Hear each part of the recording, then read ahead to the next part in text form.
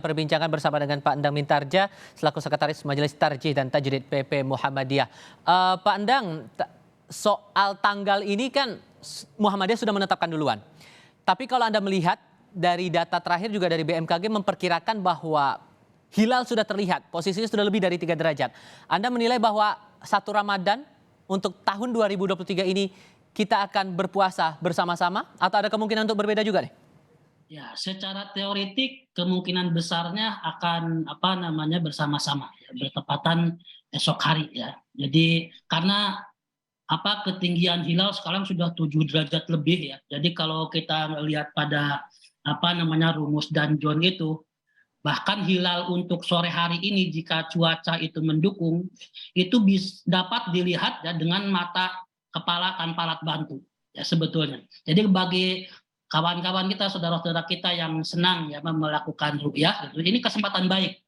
Jadi hari ini adalah kesempatan baik untuk dapat melihat hilal ya di akhir bulan Sya'ban ya. Dan memang sebetulnya bagi penganut hisab sebetulnya ya pada hari ini sudah tanggal 30 gitu. Nah, tapi sebagian menganggap pada hari ini ada masih tanggal 29. Jadi sebetulnya ya ini kesempatan baik bagi para penganut ru'yah ya untuk dapat menyaksikan hilal yang mudah-mudahan saja cuaca mendukung ya. Tanpa alat bantu pun insya Allah di ketinggian 7 derajat itu dapat terpantau ya hilal pada sore hari nanti ya ketika matahari tenggelam, dan insya Allah itu pasti ya bulan sudah di atas ufuk dengan ketinggian 7 derajat lebih. Baik. Jadi insya Allah besok kita akan Ramadan dan memasuki 1 Ramadan secara bersama-sama. Oke, harapan kita kan kemudian bisa menjalankan kegiatan ibadah bersama-sama, mau Ramadan, Syawal, bahkan untuk Idul Adha ataupun juga hari-hari besar berikutnya. Tapi kalau kemudian ada perbedaan lagi nih antara satu kelompok masyarakat dengan kelompok masyarakat lain, antara Indonesia dengan negara-negara yang lain begitu, Anda mendorong ada upaya penyatuan melalui kalender Islam global juga kah, atau ada cara lain untuk bisa menyatukan suara soal penanggalan ini? Ya, jadi upaya ke arah penyatuan kalender Islam global ya, atau disebut dengan KIG ya, kalender Islam global itu sudah dimulai ya, itu sejak konferensi di Turki tahun 2016. Jadi ketika konferensi tahun 2016 di Turki itu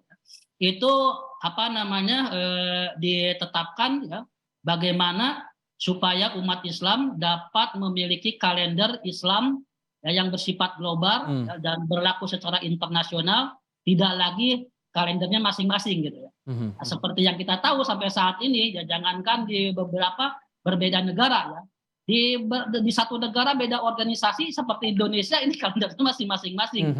Muhammadiyah punya sendiri ya, NU punya sendiri ya, Persatuan Islam juga punya sendiri gitu. Bahkan kadang-kadang sering ada revisi-revisi. Nah ini dalam kacamata modern gitu ya, ini sebuah hal yang ironis. Jadi Al-Quran yang banyak ayatnya menyinggung soal ilmu pengetahuan, umatnya sampai saat ini belum memiliki kalender yang secara unifikatif ya dapat dianut jadi berlaku secara global. Oleh karena itu Muhammadiyah sangat mendorong untuk kita beralih dari kalender lokal ya yang sifatnya lokal atau wilayatul hukmi ini menuju ke kalender global. Dan insya Allah Muhammadiyah dalam 100 tahun Majelis Tarjih di tahun depan ya, insya Allah akan memperkenalkan ya yang disebut dengan kalender Islam global, agar umat Islam ini ya, bukan hanya di Indonesia tetapi di seluruh dunia mempunyai waktu yang sama ya, 1 hari 1 tanggal, sehingga kita pun beribadah di waktu atau di hari yang sama. Itu harapan kita semua. Pak Endang Mintarja dari PP Muhammadiyah, terima kasih banyak sudah berbagi perspektif bersama kami. Sehat selalu ya Pak. Assalamualaikum.